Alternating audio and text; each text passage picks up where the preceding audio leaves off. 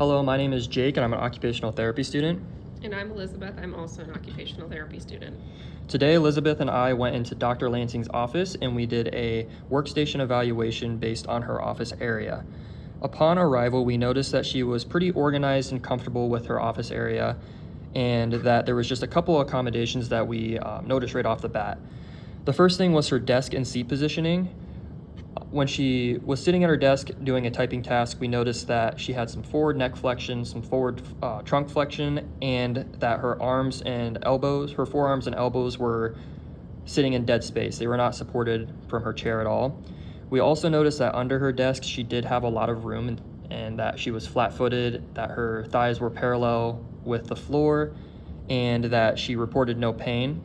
Her chair did have some lumbar support, although she did not use that due to her positioning from typing and having that forward flexion. Something that we decided to recommend for her is raising up those armrests and raising up the chair itself, as this was able to push her into a more lean back position. And as we tested that, we found that she stated it was actually more comfortable. So that was a very easy fix for us. Secondly, we noticed that with her hand and forearms, she did not have a whole lot of extra space on her desk when typing and doing various tasks. So there's a couple recommendations for purchase that we decided that we'll go further into later. But this once again can go with the desk and arm height of the chair in terms of making sure that it is 90 to 100 degrees parallel with the floor, and that she is not overextending or overusing certain muscles that would create a long-term uncomfortability for her or inflammation. Next, we decided to look at her desk length. So she does have a U-shaped desk, and with her U-shaped desk, she uses all three sides of that. She has her monitor in front of her, which is a very big monitor and very bright, and it takes up most of the desk in front of her. To the right of her, she has a bunch of open space where she can have students come and talk to her, and then to the left of her, she has some more storage space. As she's doing tasks for her job, she does do a lot of awkward twisting when she's reading books and then going back to her monitor. So that is something that we want to address in terms of purchasing options. Luckily, her chair does wheel around pretty well on the carpet. She does have a nice stable chair as well. She's able to be properly 18 to 20 inches away from her phone that's within reach and her monitor. Something going with her monitor is she does complain of eye strain. So something that we did right away is we went into her settings and we looked up different adjustability options in terms of turning on a night light or turning down the brightness or seeing if there's any glare coming from her window. She stated there was no glare, but she did state that the brightness of her computer did bother her, so we gave her some education on how to maybe adjust this and throughout various times of the day, depending on the lighting that is coming in from her office area. We also noticed that her keyboard space and her mouse were standard size. She had no complaints of those, so we did not make any recommendations of terms of having one of the newer, higher tech keyboards or mouse options. She states that she uses a laptop pretty frequently as well, and she uses that on the side of her desk. During this use of the laptop, she stated that she would appreciate having the opportunity to stand up during this use and then sit down during her desktop use in order to avoid sitting down all day long, as that puts a lot of strain in her poor positioning in her chair.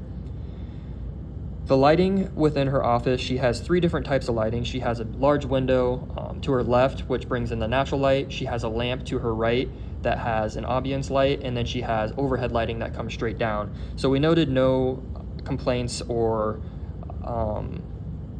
distractibility with her lighting that would impede her function when she's doing work tasks. Finally, we noted that she does have a lot of storage space in there. Once again, she's very, very organized and doesn't have a whole lot of clutter, so she has the free roam and the free range to roll around in her chair or get up and reach above head or stoop down to the floor. She doesn't have any complaints in terms of reaching down to the floor, reaching overhead, as everything in her there is just books and pretty light objects that she would be moving and transferring back and forth.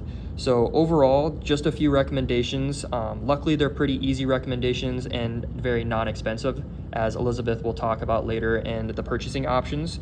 We do have cheap and expensive ones, but overall, we do think that Dr. Lansing is pretty comfortable and she has no complaints thus far, but we do have some recommendations in terms of improving her function and comfortability for long periods of time.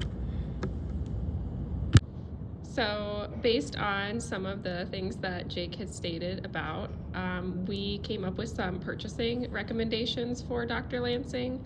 So, one being some arm pads that go over those armrests. It would be an option to kind of provide some stability and also some comfort for her while she's sitting at her desk. If she doesn't want to raise it too high or lower it, this could be an option for her to consider. Kind of depends on what she likes best. And those are around $20. And then also we considered doing like a forearm support desk extender for her to kind of have her positioning for her wrist and her hands in an ideal kind of ergonomic way. And these are around $50. So kind of a little bit more pricey, but it's an option to consider. And then also we looked at kind of the standing desk option because I know that she would like to be able to kind of move around and stand and kind of change from just sitting all the time. And so there's an option for like a desk converter for standing, which would be like a cheaper option compared to like getting a full brand new desk. And these can range from like, you know, like $100 to like $150 depending on the different things that you have, the little hoops and whistles to it. And so she could do that as an option, but if she wanted to, there are standing desks that are not too expensive, especially if you don't go with the electronic raising and lowering mechanism, but the ones that you can do like a crank, those can be a little bit cheaper. And I did find an option for her that looks pretty similar to what she has for style, like the wood finishing and some of those kind of things. And the one I found was about $750 and it has the crank, so a little bit more work to it, but might be worth the cost effectiveness of this option if she were to move forward with the standing desk option.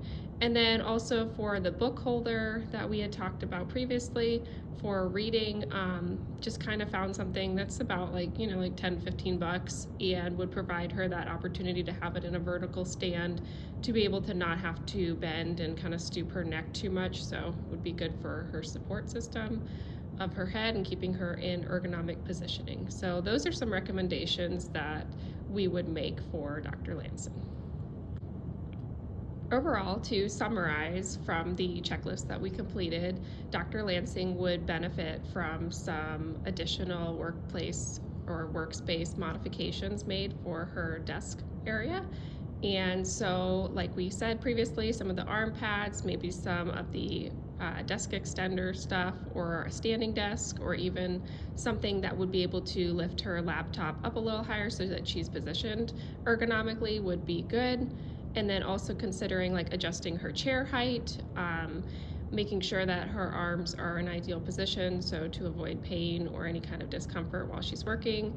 And then also adjusting her desk monitor so that her eyes are not being strained by the brightness that she's having.